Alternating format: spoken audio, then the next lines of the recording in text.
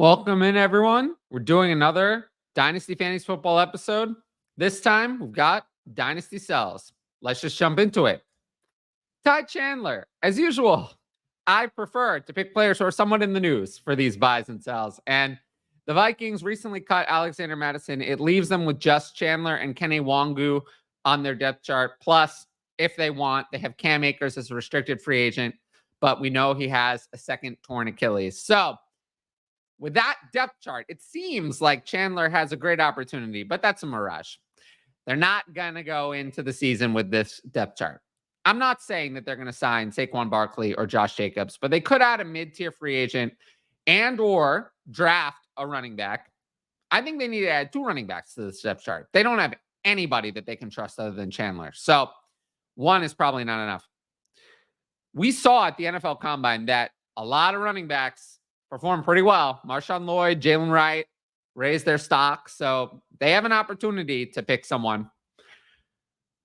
Chandler's track record does not show that he's a locked-in starter. In 2022 as a rookie, he had 6 carries for 20 yards. This year, he was fine. He had 102 carries for 461 yards and 3 touchdowns and 21 catches for 159 yards. But you add those together, we're talking about someone who has 108 career carries. That's not a lot of experience. Additionally, if I asked you, how old do you think Ty Chandler is? I think most people would say he's 23, 24. He hasn't been in the league that long. No, he turns 26 in May. So he's way older than people think. He's just a few months younger than Josh Jacobs. Unfortunately, if we're looking at Chandler's market, though, the value hasn't caught up. This is what I always say. Things like KTC, ADP sources, they're too slow. They're too slow to adapt to changes in news. Madison cut was too recent. However, I do have a few trade ideas, things that I would give a shot. Might be hard to do this first one now. Chandler for a late 24 second. The combine, I think, those 24 seconds look really good. Maybe you could still get 210, 211, 212, but that's what you're shooting for. More likely, 25 second. Push it off a year. People are not super hyped on the 25 class. So I'm not sure if that's right or wrong. Hard to say. People love the 23 class a year out. Then when we got there, they didn't love it. We get it wrong a lot. So I would take that 25 second for sure. And then a couple of players. Chuba Hubbard, between the two, I'm not sure this is a trade that would happen. I will say, if I had to pick one of the two in a startup, I think Chuba Hubbard is more likely to actually be the 24 starter, but didn't get the hype because he's on Carolina. And then last one, Ty Chandler straight across for Wan'Dale Robinson.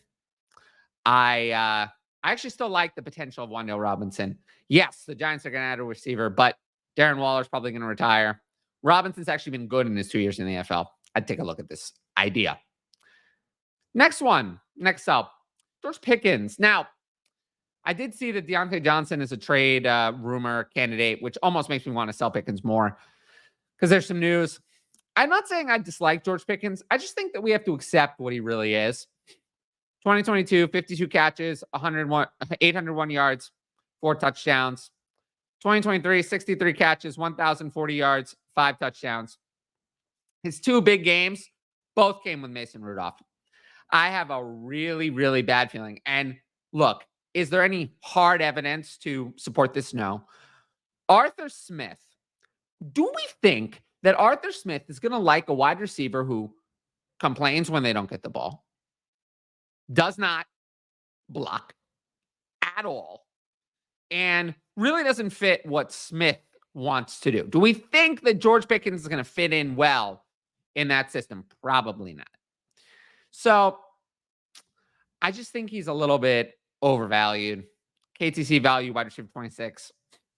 I have a wide receiver 27. I really don't like that ranking, if I'm being honest. This seems a little too high. I did see this interesting trade on the DLF Trade Finder. Pickens and Cedric Tillman, who Browns have been linked to every wide receiver, so I don't think Cedric Tillman is it. For Saquon Barkley. I think that Saquon Barkley is going to sign a big free agent contract. The cap went up. I think teams that might have been tight on money, there's going to be a team or two interested in Saquon Barkley. I think he's going to sign a big deal. So I think when we get to August, I'm not saying I want to keep Saquon Barkley, but he'd be the asset I'd want to trade, not George Pickens. I think Barkley's going to be worth a lot more in July or August than Pickens will.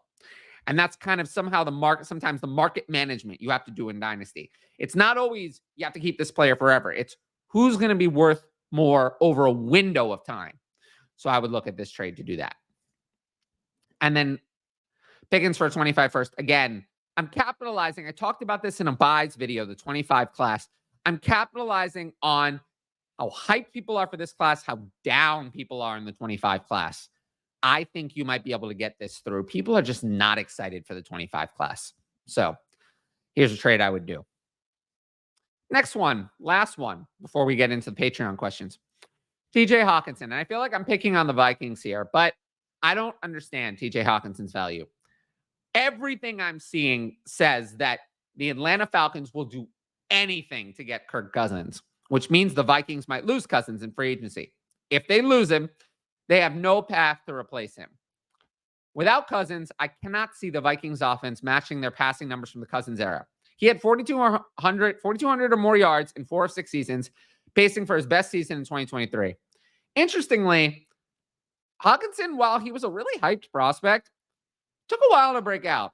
2019, kind of meh numbers, 2.7 catches, 30.6 yards a game. 2020, 4.2 catches, 45.2. They just kind of flatlined. 5.1 catches, 48.6 yards a game in 2021. It's good numbers, but it's not that big breakout that we thought. 2022, the volume went away on the Lions, 3.7 catches and 56.4 yards per game. But then he was traded to the Vikings, where he finally got 6 catches a game, 51.9 yards a game. After that, the Vikings signed him to a 4-year, $66 million extension through 2027. And based on the injury guarantees, that deal is ironclad through 2025. They cannot get out of it. In 2023, it looked like it paid off. Hockenson had a career year, 6.3 catches, and he delivered the efficiency of 64.0 yards per game. Career high in both numbers. Interestingly, though, he's never been a touchdown scorer. He hasn't had more than 6 touchdowns in any season.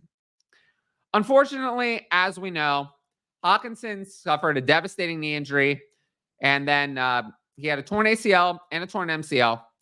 He did not have surgery until January 29th, so there was a delay to let the MCL heal. Based on that timeline, he's unlikely to be ready for week 1. Current KTC value is tight end 4. I have him at tight end 5, and honestly, I feel like that's even too high. I think, and again, we talked about it with George Pickens, value windows. I think Hockenson could lose a lot of value between now and week 6, 7.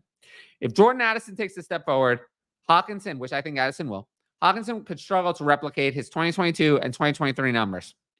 He's turning 27 in the offseason. He's injured. Cousins could be going away. He needs to produce consistently to hold his dynasty value. So here's some trade ideas. Hockenson at 24 second for Chris Olave. Any second I would do this. This is the easy one. Love to get Chris Olave. Hockenson for Dalton Kincaid and any plus. Kincaid is ranked behind.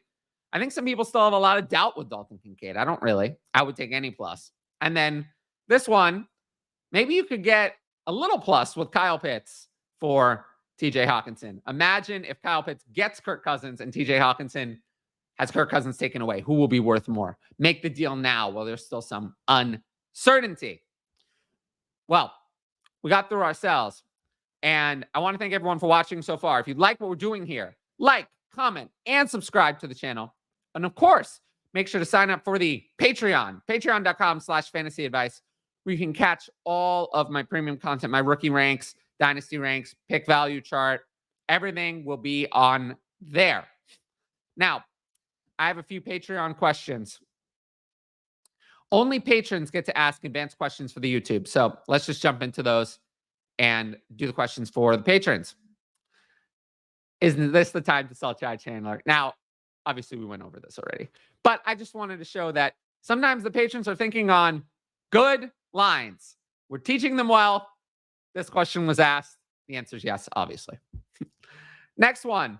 Good take on Moss after watching. So that's from the Dynasty Stash video on Friday. You can go back and watch that. If he goes to the right landing spot, do you think his value will go higher? make sure to watch that video. But either way, as for his value, yeah, I think he could go higher. But even returning to the Colts is not a bad spot. He would be a premium handcuff and still be flex viable in the Anthony Richardson run-heavy offense. His RB58 ADP makes no sense. I'm pretty in on Zach Moss as a stash, at least at his cost. Now, we're going to close on this one. On Wednesday, we're going to do a combine video, Dynasty risers and fallers from the combine. But just real quick, I'm going to get into this question. Can you break down the things you like and dislike about Brian Thomas Jr., Troy Franklin, and Xavier Worthy, and what would their NFL comps be? So the NFL combine obviously just happened. Makes this a very interesting question. And let's jump into each one separately. So Brian Thomas Jr., I like the big production in the final year. 68 catches, 1,177 yards, 17 touchdowns. He did that despite playing alongside Malik Neighbors. However, not a fan that he didn't do almost anything in his first 2 years, literally nothing. And he only broke out when Jaden Daniels became elite. 2021 and 2022 combined, Thomas Jr. just had 59 catches for 720 yards and 7 touchdowns in 25 games played. It's really bad. However, he's an early declare. He turns 22 in season, and he crushed it in the 40-yard dash, 4.33 seconds. Combine that with his 6'3", 209-pound size, and he's an athletic marvel. He's going in round 1, maybe even the top 15 picks. He's the clear wide receiver 4 in this class behind the big 3. Next one, Troy Franklin. I like his progression in contrast to Thomas. He is more of a progression. So 2021, 18 catches, 209 yards, 2 touchdowns. Not much there. 2022, a step up. 61 catches, 891 yards, 9 touchdowns. 2023, the big step forward. 81 catches, 1,383 yards, 14 touchdowns. Not all the production came in one magical season. I love that he's 21 and doesn't turn 22 until February 2025. I don't love 40-yard dash, 4.41 seconds, and that's fine. That's a good time. But considering he's 6'2", only 176 pounds, I don't love that. At that size, I would like to see a little bit more speed. I feel like he was outshined by others, and I don't think he's going to go round 1 anymore. So he's, I'm not a big fan of him after the combine anyway. The draft capital is not going to be there. Next, X-Worthy. He's the most productive overall, but he doesn't have that one big season. So he's been productive in every season. Jumped right into it. 62 catches, 981 yards, 12 touchdowns in 2021. Decent season, a little step back, which I never love. 60 catches, 760 yards, 9 touchdowns season 2. And of course, this year, 75 catches, 1,014 yards, 5 touchdowns. He's also super young. Doesn't turn 2022 until April 2025.